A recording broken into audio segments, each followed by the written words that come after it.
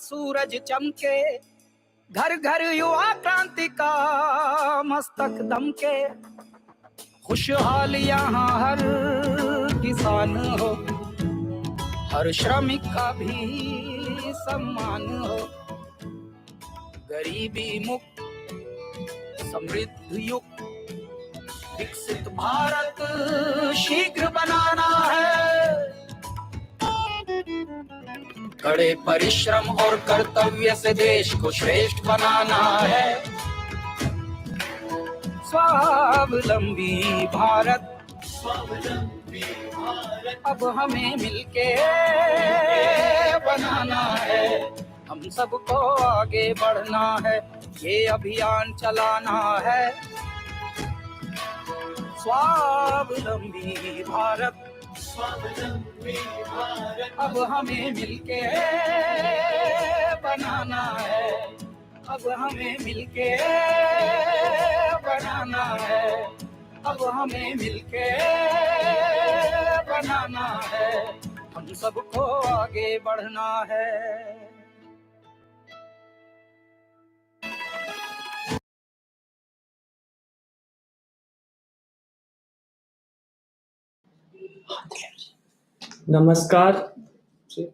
नमस्कार स्वदेशी वाणी के इस प्रेरणा दिवस के स्वदेशी वाणी के इस प्रेरणा दिवस के नमस्कार स्वदेशी वाणी के इस प्रेरणा दिवस के इस कार्यक्रम में आप सभी का स्वागत है। प्रेरणा दिवस आज देश भर में सिख धर्म के 9वें गुरु तेग बहादुर जी के बलिदान दिवस के मौके पर पूरे देश भर में मनाया जा रहा है। इस कार्यक्रम में आप सभी का स्वागत है। सिख गुरु तेग बहादुर जी के जीवन से हमें प्रेरणा, त्याग, समर्पण और अपना देश समाज के लिए सर्वस्व जीवन न्यौछावर करने वाले ऐसे गुरु तेग बहादुर जी के जीवन से हमें प्रेरणा मिलती है। इस कार्यक्रम में हमारे बीच स्वदेशी जागरण मंच के अखिल भारतीय सह संगठक आदरणीय श्री सतीश कुमार जी भाई साहब का मार्गदर्शन प्राप्त होगा। आप राष्ट्रीय स्वयंसेवक संघ के वरिष्ठ प्रचारक हैं, लगभग 40 वर्षों से राष्ट्रीय स्वयंसेवक संघ के प्रचारक हैं और आपने 11 से अधिक पुस्तकों का लेखन किया है और आपका समय समय पर आर्थिक, सामाजिक एवं राजनीतिक विषयों पर समय समय पर हमें मार्गदर्शन प्राप्त होता है। इसी स्वदेशी वाणी के कार्यक्रम में आप हम सबका मार्गदर्शन करेंगे। आपका बहुत बहुत स्वागत है। धन्यवाद। तो आज हम सब लोगों के लिए एक बहुत ही प्रेरणा का दिन है और वो प्रेरणा का दिन इसलिए है क्योंकि आज के दिन, आज से 349 वर्ष पूर्व गुरु तेग बहादुर जी महाराज जो सिख पंथ के 9वें गुरु हुए, उनका बलिदान हुआ है। और ये बलिदान कोई सामान्य घटना नहीं है, ये भारत ही नहीं विश्व के इतिहास की एक अद्भुत घटना है। इसलिए स्वदेशी जागरण मंच के कार्यकर्ताओं ने विचार किया कि आज स्वदेशी वाणी में हम लोग इस विषय को प्रेरणा दिवस के रूप में हम मनाएंगे। और कैसा हिसाब किताब है, हमारे को जानकारी होनी चाहिए, क्योंकि बहुत से लोगों को या तो जानकारी नहीं है या कुछ भ्रामक जानकारियां हैं। क्योंकि जो सेकुलरी इतिहासकार उसके पश्चात आए, उन्होंने उस घटना को तोड़ मरोड़ कर ऐसे प्रस्तुत कर दिया कि जैसे कोई अलग प्रकार की बातचीत हो रही हो। इसलिए हमारे को उन तथ्यों को भी समझना, कैसा बलिदान समाज के लिए किया जा सकता है, उसकी प्रेरणा प्राप्त करना और अपने को देश और समाज के कार्य के लिए कैसा उद्घृत करना, कैसा तैयारी करना, इस प्रकार के महापुरुष ये हमारे को प्रेरणा देते हैं। इस प्रकार के महापुरुष हमको अपना जीवन इस देश और समाज और धर्म की रक्षा के लिए कैसे लगाना चाहिए, इसके बारे में वे हमारे को एक संदेश देते हैं। अगर गुरु तेग बहादुर जी के बारे में बताना ही हो, उनका जन्म जो है वो 1921 में हुआ, 1621 में 1 अप्रैल के दिन अमृतसर के पास एक गांव है वडाली, वहां पर वे सिख पंथ के ही जो छठे गुरु हुए, गुरु गोविंद साहिब जी महाराज, उनके सुपुत्र थे। जीवन शुरू से ही उनका संत और वैराग्य का था। हालांकि उस समय की जो प्रक्रिया थी समाज की, उसके कारण से उनका 1632 ईस्वी में ही विवाह कर दिया गया और बीबी गुजर कौर के साथ। उन्होंने उसके पश्चात भजन, कीर्तन, गुरुवाणी, इसका पाठ, शिष्यों का उनके पास आना, मार्गदर्शन प्राप्त करना, ये सब हमेशा ही चलता रहता था। वास्तव में हमारे धर्म पुरुष वे ही हमारे समाज को कैसा आज तक लेकर आए हैं। क्यों? भारत की चेतना जो है ये आध्यात्मिक चेतना है। भारत कोई अर्थ प्रधान या आर्थिक दृष्टिकोण का देश नहीं है ना। इस जीवन को कैसे उच्चतम स्तर के जीवन मूल्यों के साथ जीना, इस पर करने वाला देश यानी भारत है। और विभिन्न समय पर हमारे महापुरुष, हमारे संतगण, हमारे गुरुवर, ये लोग अलग अलग समय पर समाज को कैसे आगे बढ़ना, इसका दिशा दर्शन देते रहे। उस समय पर देश और समाज की स्थिति बहुत खराब थी। दिल्ली पर औरंगजेब का राज्य हो चुका था। औरंगजेब एक महामतांध इस्लामिक राजा था। उसके दिमाग में केवल ऐसा बैठा था, कैसे मैं वो करके संपूर्ण हिंदू समाज को जल्दी से जल्दी इस्लाम में कन्वर्ट कर लूं, इस्लाम में परिवर्तित कर लूं। वह साम दाम दंड भेद सब प्रकार के करता था और डराने के लिए भयंकर अत्याचार करता था। अत्याचार सामान्य जो हम सोच नहीं सकते, इस प्रकार की प्रक्रियाएं अपनाता था। केवल मारपीट देना या मार डालना नहीं, ना ना ना ना, सब प्रकार के जिसके बारे में आप हम सोच भी नहीं सकते, ऐसे अत्याचार उसके सिपाही, उसके अनुयायी, उसके आगे मौलवी, उसके जो भी आगे उसे रखे हुए थे। और कितनी सच है कितना नहीं अभी कहना तो एकदम कठिन है, लेकिन कहते हैं कि 1.25 मन जनेयू वो रोज तुड़वा कर, यानी इतने लोगों को धर्म परिवर्तन करा के उसके बाद ही भोजन करता था, उसके बाद ही सोता था। और ये सब तरफ चल रहा था, खासकर इधर पंजाब और इस तरफ तो जो जहां से वो आए थे और उस तरफ के इलाके में तो बहुत ज्यादा था। उस समय पर संपूर्ण पंजाब, उस समय कश्मीर पंजाब के साथ मिलता हुआ हिस्सा ही था, आज भी मिलता हुआ ही है। इस संपूर्ण क्षेत्र से हिंदू समाज एकत्र हुआ। उसमें कश्मीरी पंडितों ने उनकी अगुवाई करके आए कि ऐसे में हमें क्या करना चाहिए। अत्याचार बहुत बढ़ रहा था। वे आनंदपुर साहब में, वहां गुरु तेग बहादुर जी महाराज थे, 1674-1675 के आसपास की एक घटना होगी। आनंदपुर साहब में गुरु तेग बहादुर जी थे और वहां पर कश्मीरी पंडित और बाकी समाज के प्रतिनिधि पहुंचे और बताया कि सारे ऐसा ऐसा स्थिति है, क्या करें हम और क्या करें। तो गुरु महाराज ने बाकी सब बताया, लेकिन सारा कुछ सुनने के पश्चात उन्होंने कहा कि औरंगजेब बार बार संदेश भेज रहा है, जो कन्वर्ट हो जाएगा, इस्लाम में परिवर्तित हो जाएगा, वो बच जाएगा, नहीं तो हम सबको मार डालेंगे। तो गुरु तेग बहादुर ने पूछा फिर? उनका समाज डर रहा है, डर के मारे जो है और वो कन्वर्ट हो रहा है, डर के मारे वो इस्लाम में चले आते। ये तो उचित नहीं है। निजम धर्म, अपने धर्म में वो बलिदान होना भी श्रेष्ठ है। समाज को कैसे इसका वो करें। उनके मुंह से उस समय पर निकला कि लगता है देश और समाज के लिए किसी बड़े आदमी को बलिदान करना पड़ेगा। केवल मेरे उपदेश से, केवल कहने से नहीं होगा, कोई ऐसा बड़ा उदाहरण रखना पड़ेगा कि अपना बलिदान करके भी अपना धर्म नहीं छोड़ना चाहिए। लोग परिवर्तित ना हो, इस्लाम में ना जाए, चाहे अपना जीवन देना पड़े।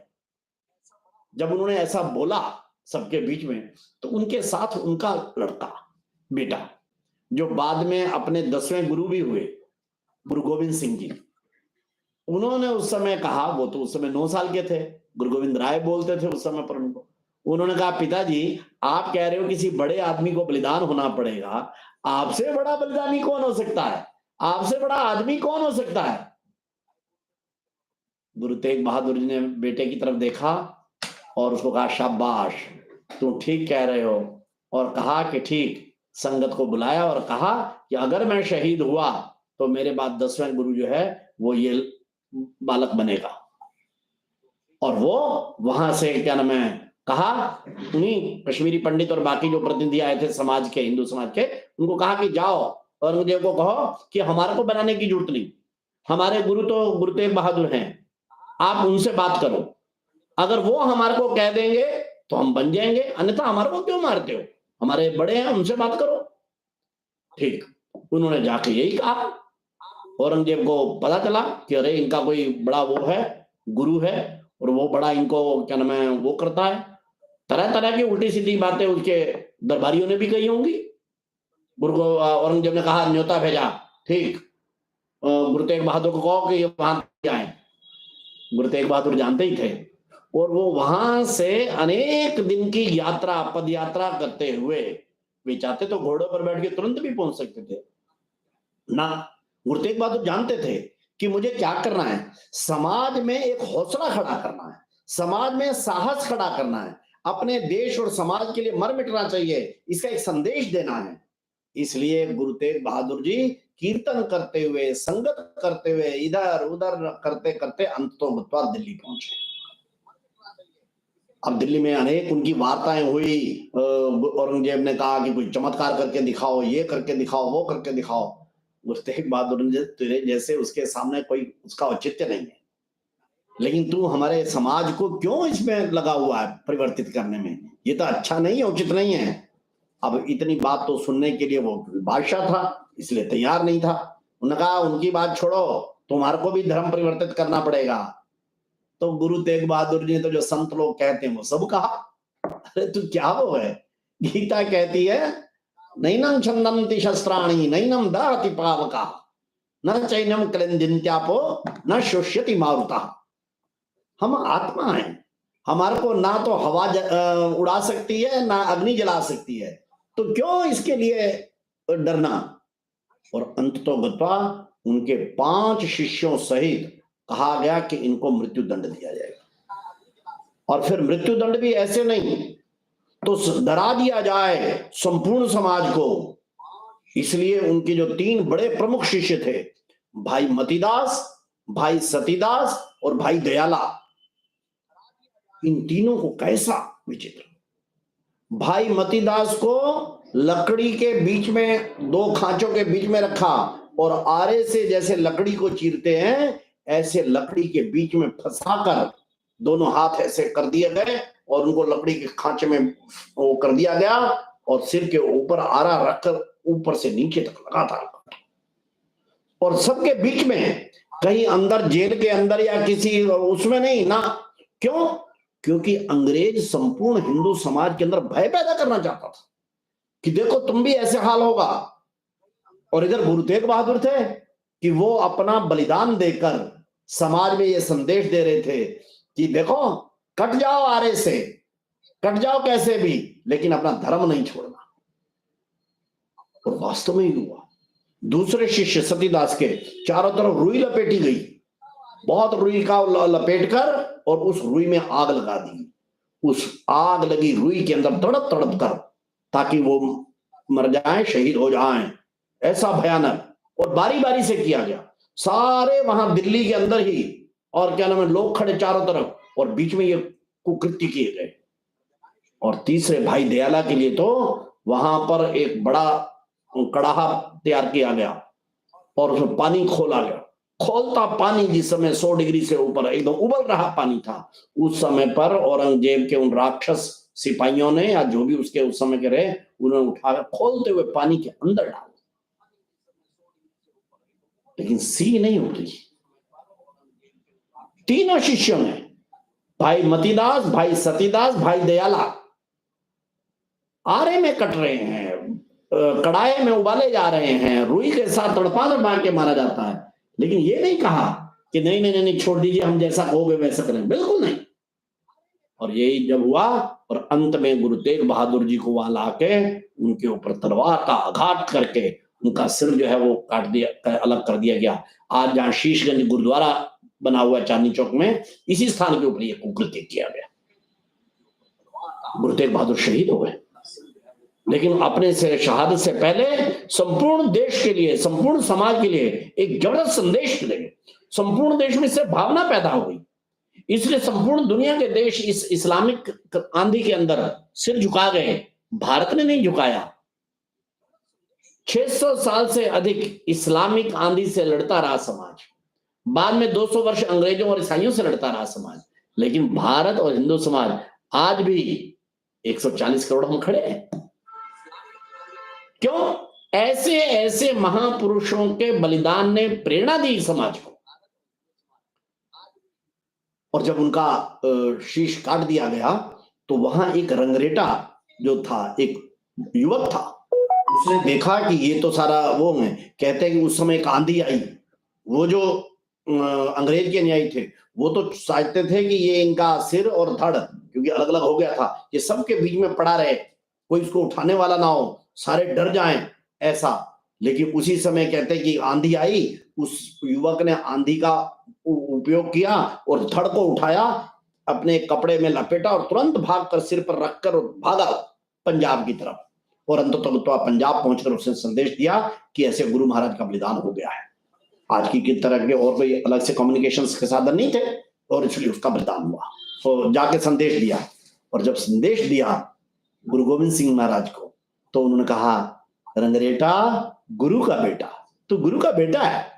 क्यों? तूने वो काम किया जो वास्तव में किसी बेटे को करना चाहिए, कि अपने पिता का सिर शहादत संस्कार करते हैं। और एक दूसरे थे शिष्य लक्ष्मण दास। लक्ष्मण दास ने देखा कि आंधी चली है तो सिर तो ये उठा के ले गया है, अब क्या करें। उसके पास रेड़ा था, गड्ढा, उस रेड़े के ऊपर धड़ को लगाया, और जब तक कि उनके सिपाहियों को, औरंगजेब के जो वहां सोचते थे कि वहां पर तड़तड़ ये पड़ा रहे इसका शरीर, उसको समझ में आता, तब तक इसे रेड़ा उठाया और उठा के तेजी के साथ लेकर गया। आज वहां पर बाबा लक्ष्मण दास गुरुद्वारा बना हुआ है, और वहां जो जाके उसकी झोपड़ी थी, कहते हैं कि उसने अपनी झोपड़ी में तुरंत हो गया, उसको मालूम था कि पीछे से आ जाएंगे और फिर शरीर को खराब करेंगे। तो ये क्या नाम है, ऐसे दरिंदे लोग, ऐसे हत्यारे, ये गुरुदेव के बाकी शरीर को छूकर खराब ना करें, इसलिए अपने झोपड़े के अंदर उसने वो रेड़ा लगाया, और उसी सारे को रेड़े को आग लगा दी, उस अपने झोपड़े को आग लगा दी, ताकि संस्कार ठीक विधिवत रूप से हो जाए। यानी गुरु तेग बहादुर और उस समय के शिष्य, उस समय के समाज ने ऐसी एक शौर्यपूर्ण घटना की। आज के दिन मार्क्सिस्ट कृष्ण नवमी के दिन, ये 1675 की घटना है, आज से 349 साल पहले की घटना है।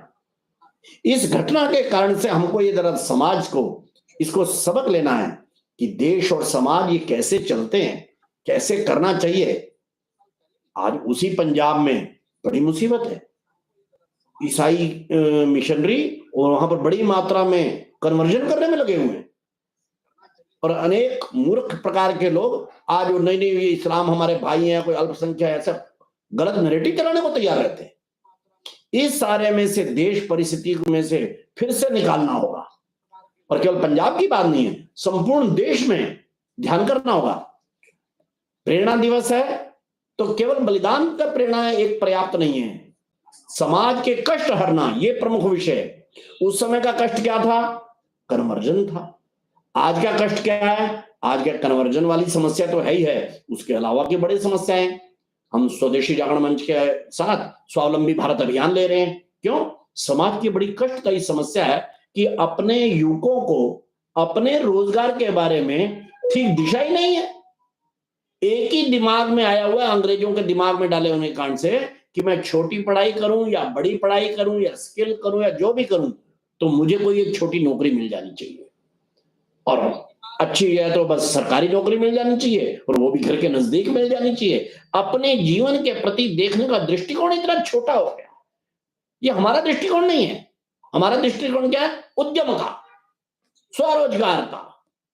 भारत अगर इतनी बड़ी अर्थव्यवस्था रहा है तो उसका कारण है हम उद्यमिता के बल पर हमेशा अपना जीवन जीते रहे। नौकर की कल्पना ही अंग्रेजों के कारण से आई। इसलिए आज जब हमने अपने युवाओं को बेरोजगारी से निकालना है, अपने युवकों को निर्धनता से निकालना है, अपने नवयुवकों को अज्ञान से निकालना है, एक उच्च श्रेणी का जीवन जीने के लिए प्रेरित करना है, तो आज प्रेरणा दिवस पर उनको भी एक संदेश देना है।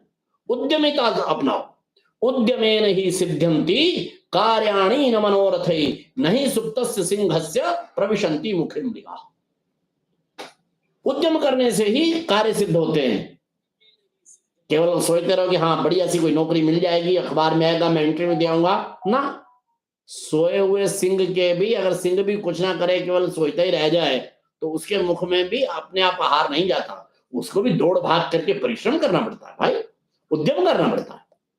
इसलिए उद्यमी बनो। और हमने तो इस बार उद्घोष दिया है, हर घर स्वदेशी, हर युवा उद्यमी। प्रत्येक घर में स्वदेशी का संदेश देना है, घर के अंदर स्वदेशी वस्तुओं का प्रयोग हो, स्वदेशी का आग्रह हो, इसके हमने कहा है। और हर युवा ये अपने जीवन का रोजगार उद्यमिता में से, जिसको अंग्रेजी में एंटरप्रेन्योरशिप कहते हैं, उसमें से, स्टार्टअप में से, छोटा भी हो सकता है, बिल्कुल भी छोटे से शुरू कर सकते हैं। ऐसा युवाओं का मार्गदर्शन, समाज का मार्गदर्शन, ये हमारे को करना है। देश और समाज के लिए एक बड़ा काम हमारे सामने है। भारत दुनिया की चौथी बड़ी व्यवस्था तो बना, पांचवी बड़ी अर्थव्यवस्था तो बना है, लेकिन भारत को सर्वोच्च अर्थव्यवस्था बनाना है। हमने कहा प्रेरणा दिवस, तो प्रेरणा दिवस का मतलब केवल इतना नहीं होता कि गुरु महाराज को याद किया और उनका चित्र लगाया और उनकी कथा बोल दी तो बस ना। उस दिन संकल्प करना चाहिए ना। अगर वे अपना बलिदान देते हैं तो हम अपना समय देकर, हम अपनी शक्ति लगाकर ऐसे स्वावलंबी भारत अभियान, स्वदेशी जागरण मंच जैसे लगातार करना चाहिए। प्रतिदिन उसके लिए समय देना चाहिए, उसके लिए आवश्यकता अनुसार प्रवास करने चाहिए, उसके कार्यक्रम को सफल बनाने के लिए अपना समय, शक्ति, ऊर्जा लगानी चाहिए। प्रेरणा दिवस का ये संदेश हम सब लोगों के लिए, हमारे परिवार के लिए, हमारे मित्र बंधुओं के लिए, रिश्तेदार के लिए, जो अपने अड़ोसी पड़ोसी उनके लिए भी प्रेरणा देने का दिन बने। इसलिए इस संदेश को जो भी हमारे संपर्क में आता है व्यक्ति, उसको पहुंचाए। और इस प्रेरणा दिवस के नाते से हर घर स्वदेशी, हर युवा उद्यमी का मंत्र, ये घर घर तक पहुंचाना, युवक युवक तक पहुंचाना, हर युवक युवती तक पहुंचाना, इसके विषय में हम सब लोग हैं। मुझे लगता है आज इस पवित्र दिन, जब मैंने कहा कि 349वां और बलिदान दिवस है उनका, और उस सबको मिलकर हम सब लोग मना रहे हैं, तो ऐसे में हमारा ये दायित्व बनता है कि हम सब लोग मिलकर इस देश और समाज को समृद्ध करने में, धर्मांतरण से मुक्त करने में, हिंदू समाज को फिर से अपने वैभवशाली तरीके से खड़ा करने में, अपने गर्व के साथ खड़ा करने में हम अपना तन मन धन लगाएं। इस समय आज प्रेरणा दिवस पर इतना कहना पर्याप्त। जय स्वदेशी, जय भारत।